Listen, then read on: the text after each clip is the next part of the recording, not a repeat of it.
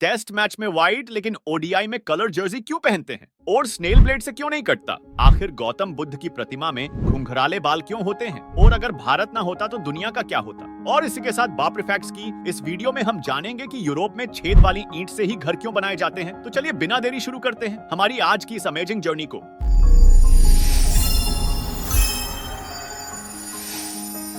Fact number 5, Gautam Buddha की प्रतिमा में घुंघराले बाल क्यों होते हैं? भगवान बुद्ध की मूर्ति आप सभी लोगों ने जरूर देखी होगी, जिसमें वह हमेशा मेडिटेशन की स्थिति में रहते हैं। अगर आपने गौतम बुद्ध की प्रतिमा पर ध्यान दिया होगा तो आपने एक बात जरूर नोटिस की होगी कि उनकी सारी प्रतिमाओं में ही उनके बाल घुंघराले होते हैं। लेकिन क्या आप इसके पीछे की असल वजह जानते हैं? चलिए जानते हैं। दोस्तों, बताया जाता है कि बुद्ध जिस समय सब कुछ त्याग कर परम सत्य की खोज के लिए जंगलों में मेडिटेशन करने गए, तो तब उन्हें तेज धूप से बचाने के लिए कई सारे स्नेल्स ने उनके सिर को पूरी तरह से कवर कर लिया। और वो 108 स्नेल्स थे जो गौतम बुद्ध के सिर पर उन्हें हीट से प्रोटेक्ट करने के लिए पहुंचे थे। उनके लिए इन स्नेल्स ने अपनी लाइफ को सैक्रिफाइस कर दिया था, जिसे देखते हुए गौतम बुद्ध ने भी उन्हें फिर कभी अपने सर से नहीं हटाया। और आज भी उनके स्कल्पचर्स और पेंटिंग्स में इन स्नेल्स को देखा जा सकता है, जो कि कर्ली हेयर्स की तरह दिखते हैं। हालांकि किसी भी एंशिएंट बुक में इस तरह की कोई जानकारी नहीं मिलती है, लेकिन गौतम बुद्ध के इन बालों के आर्टिस्टिक रिप्रेजेंटेशंस को उनके स्पिरिचुअल जर्नी के सिंबॉलिक डिपिक्शन की तरह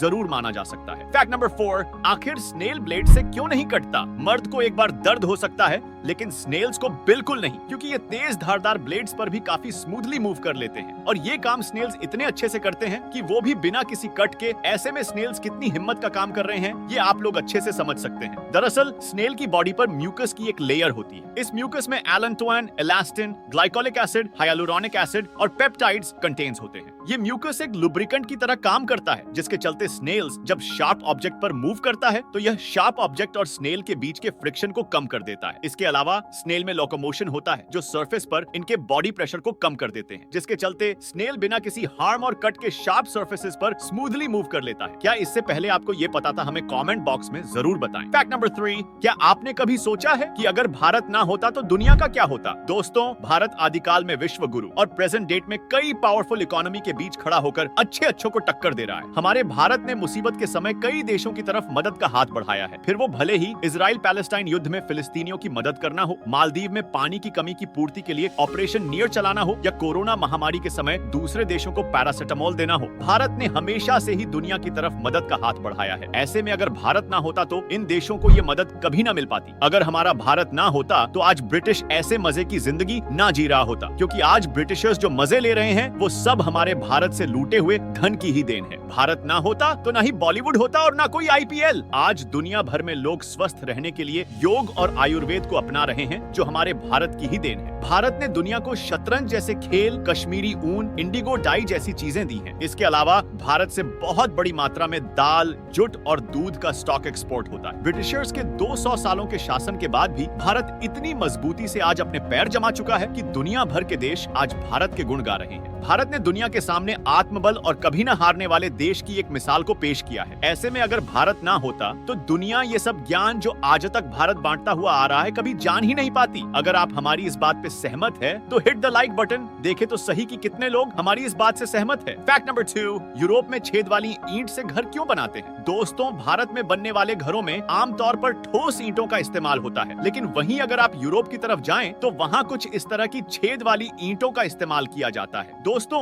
इन ईंटों को इस तरह से बनाने के पीछे कई सारे रीजंस हैं। चलिए जानते हैं। हम सभी जानते हैं कि ईंटों को मजबूत बनाने के लिए इन्हें भट्टियों में पकाया जाता है। अब क्योंकि इन ईंटों में होल्स बनाए जाते हैं तो यह भट्टी में जल्दी पक जाती है और इससे काफी समय की बचत हो जाती है। इसके अलावा यह ईंट बीच में से खोखली होती है, इसलिए इन्हें आसानी से कहीं भी ट्रांसपोर्ट किया जा सकता है और उनके हल्के वजन के कारण इनके ट्रांसपोर्टेशन का कॉस्ट भी काफी कम हो जाता है। जब भी इन ईंटों की जुड़ाई की जाती है तो मोर्टार इनके बने हुए होल्स में चला जाता है, जिससे इनसे बनने वाले स्ट्रक्चर काफी मजबूत हो जाते हैं। हम सभी जानते हैं कि ठंड में यूरोप में बहुत ज्यादा बर्फ भी पड़ती है और ये ईंटें इंसुलेशन का काम करती हैं, जिनसे बनी हुई दीवारें ठंड में भी गर्म रहती हैं और इससे घर अंदर से गर्म बना रहता है और घर के अंदर रहने वाले लोगों पर ठंड का असर कम पड़ता है, तो यही वो कारण है जिसके चलते यूरोप में इस तरह की छेद वाली ईंटों का इस्तेमाल किया जाता है। Fact number 1। और अब बढ़ते हैं हमारे वीडियो के सबसे आखिरी और मजेदार फैक्ट की तरफ कि आखिर टेस्ट मैच में व्हाइट लेकिन ओडीआई में कलर जर्सी क्यों पहनते हैं। दोस्तों, क्रिकेट देखते समय आपने ये चीज जरूर नोटिस की होगी कि क्रिकेटर्स टेस्ट मैच में व्हाइट जर्सी पहनते हैं जबकि ओडीआई में कलर जर्सी। लेकिन ऐसा क्यों, चलिए जानते हैं। दोस्तों, क्रिकेट में जर्सी के कलर की हिस्ट्री काफी पुरानी है। जिस समय क्रिकेट की शुरुआत हुई थी उस समय सिर्फ अमीर और इंग्लैंड के राज घराने से कनेक्शन रखने वाले लोग ही क्रिकेट खेलते थे, जबकि आम लोग गिल्ली डंडा से अपना काम चला लेते थे। और उस वक्त व्हाइट कलर भी सिर्फ रिच लोग ही पहनते थे क्योंकि इसे हाई क्लास और लग्जूरियस के सिंबल की तरह देखा जाता था। इसलिए क्रिकेट खेलते समय व्हाइट को पहनना एक चलन सा बन गया जो आज तक कायम है। हालांकि जब समय के साथ क्रिकेट दुनिया के दूसरे देशों में पहुंचा तो सभी देशों ने अपने अनुसार जर्सी के कलर को चूज कर लिया और इसलिए ही डिफरेंट कंट्रीज की क्रिकेट टीम्स की अपनी अलग अलग कलर की जर्सी है, जिसके कारण ओडीआई में हमें दूसरे देशों की टीम कलरफुल जर्सीज में दिखती है। लेकिन टेस्ट मैच के लिए अभी भी एंशिएंट टाइम की ही तरह व्हाइट जर्सी को ही पहना जाता है। और उसके पीछे एक और कारण भी है कि क्रिकेट के लंबे इतिहास को एक सम्मान के प्रतीक के रूप में भी खिलाड़ियों द्वारा सफेद जर्सी पहनने की परंपरा को बरकरार रखा है। और यही कारण है कि टेस्ट मैच में हमें क्रिकेटर्स व्हाइट जबकि ओडीआई में कलर जर्सीज में दिखते हैं।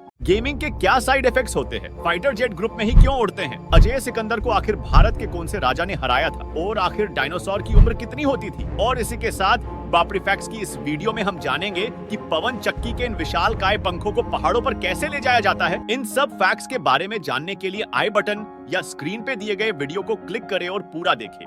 तो मिलते हैं जल्द ही एक और ऐसे ही अमेजिंग वीडियो के साथ। तब तक के लिए स्वस्थ रहिए, मस्त रहिए।